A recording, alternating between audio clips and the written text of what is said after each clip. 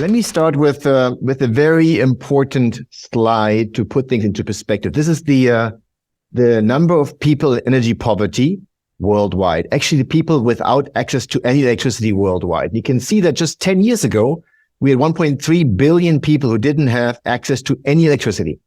And that number actually in the past 40 years has been continuously reducing from 3 billion, was a very large number, down to 700 something million in the 2020, just pre-COVID. And first time in modern history, the number of people without electricity has increased in the past 2 years. And that, of course, was driven partially by COVID.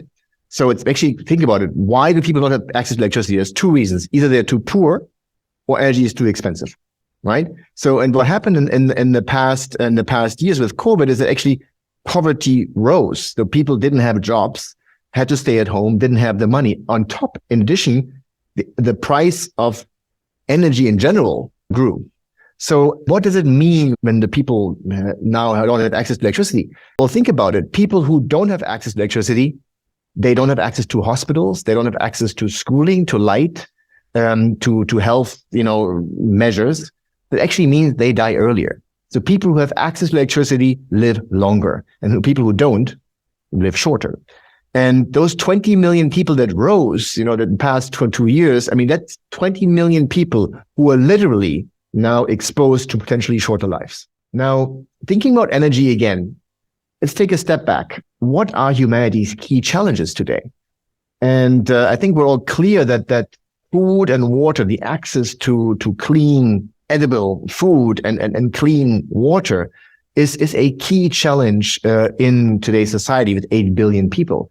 Of course, there's a problem that comes with it because making that food and that water available to us does come with pollution towards specifically the water and the soil, right? Now, the second key challenge is probably energy. I mean, you think about energy is at the core of everything we do. And energy again has a cost to, the environment, and that primarily is pollution of air, but not only, of course. And then the third one I would say is probably health. And I was going to say bodily, mental, and spiritual health. If we were all spiritually healthy, there wouldn't be any war, right? So, think about that health is not only, how we feel, but it's really also how we interact as humans amongst each other. And the next thing, the new problem we're probably facing is the problem of waste, the human waste that we generate. Of course, it all comes from the above things we mentioned above. But the waste we generate, 8 billion people, and all our industrial personal activity is quite substantial. So that's another challenge.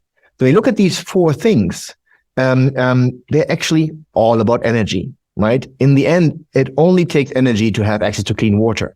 It takes primarily energy, to plant to live and to grow things and to harvest them and to upgrade them. It takes a lot of energy to provide the health system we have in our life. And of course, it takes primarily, almost only energy, to recycle properly, whatever we put on the ground. So energy in the end can give us this food, water, and the waste treatment and actually cool or heat our planet, how to keep healthy and well. So energy is the core of everything. That's also my personal interest in this subject of energy. And I hope you can understand where that passion comes from.